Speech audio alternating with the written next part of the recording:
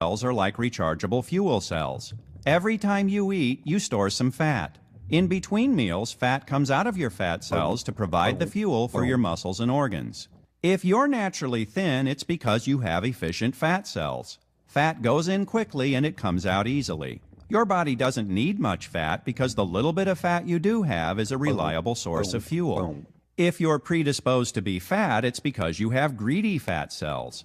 When you eat, you tend to store calories as fat instead of burning them. And when your other tissues need those calories, the fat comes out slowly if it comes out at all. What are they doing? Did one of you guys forget to pay the food bill? Are you going to eat all that? The end user of food that we eat are our individual cells. And it doesn't matter if it goes in our mouth. If it doesn't get to those cells, we starve. We starve at the cellular level. And so you do exactly what your body is telling you to do. Come on, eat something. A steak, will ya? You eat more. In other words, you're not getting fat because you're eating more. You're eating more because you're getting fat. Remember, Mother Nature isn't stupid. If your fat cells are slow to release their fuel, your body actually works to make them bigger. And they keep on getting bigger until they can release the energy that your body needs. That could mean gaining a little weight, or it could mean gaining a lot. It all depends on how slowly your fat cells release their fat. Most of us weren't born with greedy fat cells, but we can certainly make them that way. When you eat too many carbohydrates, you raise your blood sugar. Since high blood sugar is toxic, your body releases insulin to bring it down. But your body can only burn a little bit of sugar at a time. So what happens to the rest of it? Your storage sites for carbohydrate are limited, and we've got unlimited storage places for fat, so the body ends up just converting the carbohydrate to fat. And after bringing down your blood sugar, insulin does its other job. It tells your body to store fat. Insulin stimulates an enzyme called lipoprotein lipase that sends fat into the fat cells. So if insulin is elevated, this lipoprotein lipase is really activated and it's sending fat like crazy into the fat cell. So if you eat a lot of carbohydrates, your insulin goes up, you're storing fat in the fat cell. When you have a healthy metabolism, it only takes a little bit of insulin to bring your blood sugar down, and then everything goes back to normal. But over time, that can change. Cells can become resistant to the effects of insulin. In essence, when that happens, the insulin's talking, but the cells just aren't listening. And so they don't get the message from insulin, so they don't do what they're supposed to do. Hello? Stop hitting me. I'm not hitting you. Stop hitting me. I'm not hitting you.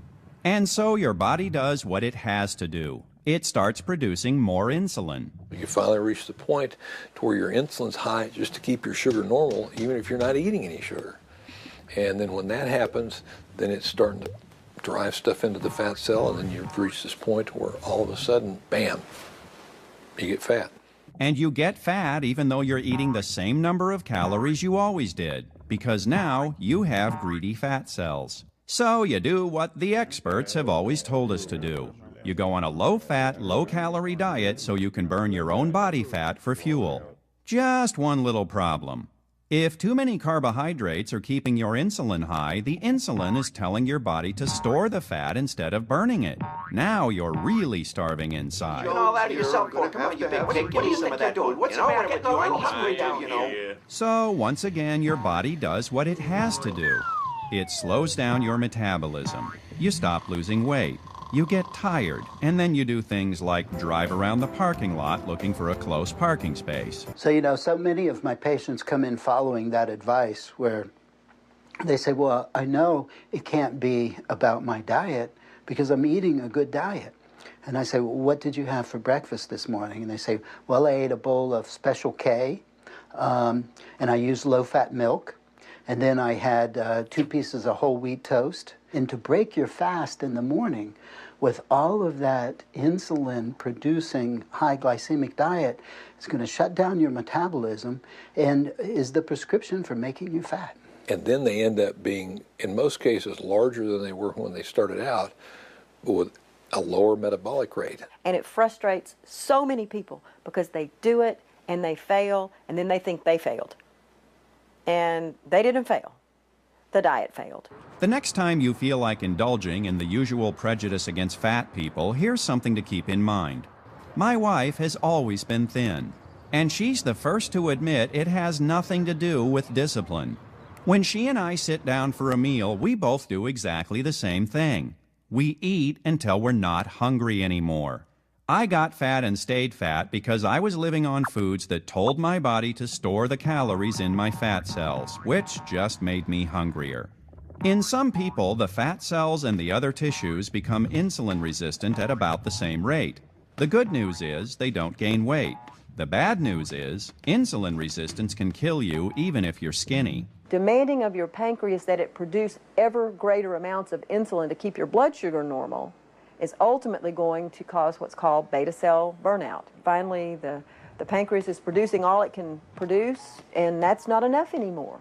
And when that happens, the beta cells get damaged, they can't produce anymore, and your blood sugar goes up, and now you've become frankly diabetic. And once your blood sugar goes out of control, it can damage your arteries and lead to heart disease. And yet the experts keep telling us to stay away from fat and load up on carbohydrates.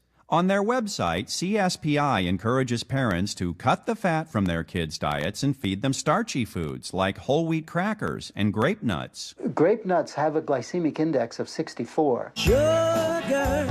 Which make them more fattening. If you were to eat a bowl of grape nuts, the calories are about the same as eating an extra large Snickers bar. We were all subjects in a giant experiment, the hypothesis of which was that fat is bad for us. And now here we all are at the end of this giant experiment. Type 2 diabetes is at a screamingly high rate. Way more people are overweight than used to be. Grandmother could tell you that that diet would make you fat. She knew that potatoes and bread were fattening. We all knew it until modern nutrition told us otherwise. Which is why I'm intentionally ignoring what modern nutrition says. I'm eating lots of protein and plenty of fat, but I'm limiting my carbohydrates to about 100 grams per day.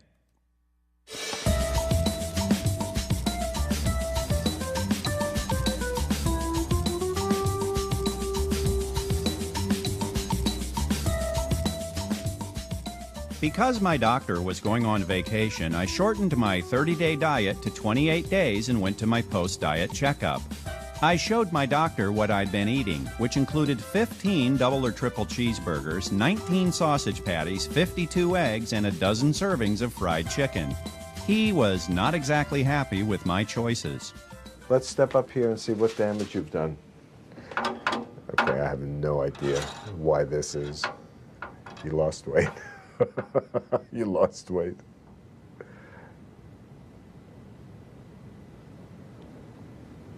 A 194, I believe, and a quarter. If you move away, I can see better. Yep. So I lost. Let me see. 12? I think so. 12 and a quarter. What did you drink? Either Diet Coke or iced tea or water. Okay. Your total cholesterol was 231. It's now 222. Now, before you think that that's a decrement, if I would check the same sample 2 and 3 times, we would have that kind of variance. Okay. Okay, so that to me didn't change.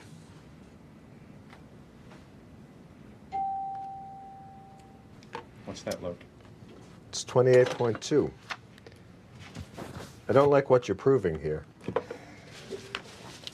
I didn't write it the last time, but I believe you, 31.2, which was high. And you went to 28.2. And that's eating a lot of junk. So, I believe you've proved your point. See, but you did it with an eye towards an end.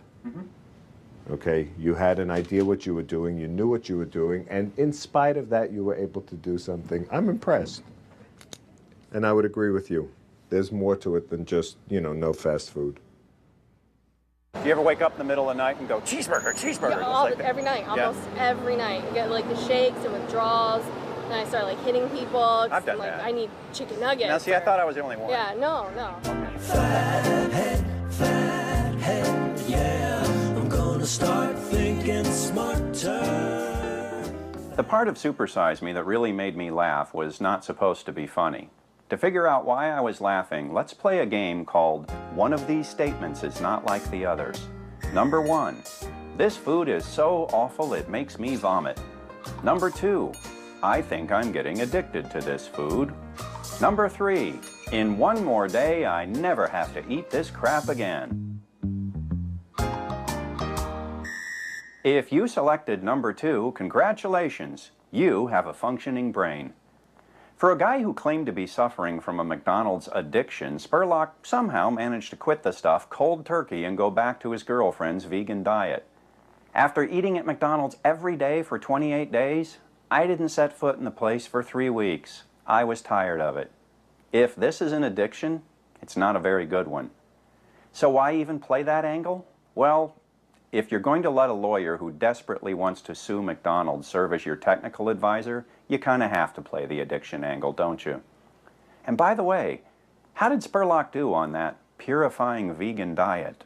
But it took him 4 months to lose 20 of those pounds, and another 4.5 or maybe 5 months to lose the other 4.5 or 5 pounds on this, pristine, constructed by his vegan chef girlfriend diet. I mean, I thought that was amazing. If he'd have just gone on a low-carb diet, if he'd just gone back to McDonald's and only eaten bacon double cheeseburgers without the bun, a salad, and an iced tea, he would probably have resolved his problem in 3 weeks. Don't get me wrong. A fast food diet is not a good diet. A good diet would include a lot more fruits and vegetables. But if I can eat fast food every meal for 28 days and lose weight, then most people can certainly eat fast food a few times a week without becoming obese. I was happy to lose the 12 pounds, but I wasn't quite finished with diets. While researching this film, I was surprised to learn that the lipid hypothesis might be a load of baloney.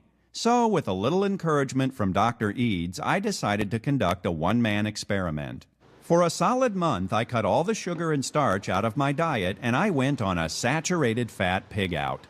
For breakfast, I ate 2 or 3 eggs fried in butter every day with plenty of bacon. When I was traveling, I ate sausage McMuffins without the muffins. For lunch, I had cheeseburgers without buns covered with plenty of onions fried in, you guessed it, coconut oil. For dinner, I had nicely marbled steaks or Polish sausages. My favorite snack was shredded cheese fried in coconut oil. I also ate plenty of fruit covered with heavy cream and lots of green vegetables practically swimming in butter. During that same month, I had a big programming project with a tight deadline, so I spent a lot of nights working until 2 in the morning. But I never felt exhausted.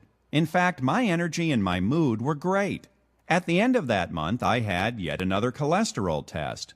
The results? Well, let's just say somebody has some explaining to do. My overall cholesterol dropped and my HDL shot up. The experts who think cholesterol is important tell us to watch our cholesterol ratio, which is calculated by dividing your total cholesterol by your HDL. After a solid month of eating everything the experts say is bad for your heart, my cholesterol ratio dropped to 3.27. According to the experts, that's outstanding. When I think of all the times I had low-fat cereal when I really wanted bacon and eggs, or a skinless chicken breast when I really wanted a juicy steak, well, it kind of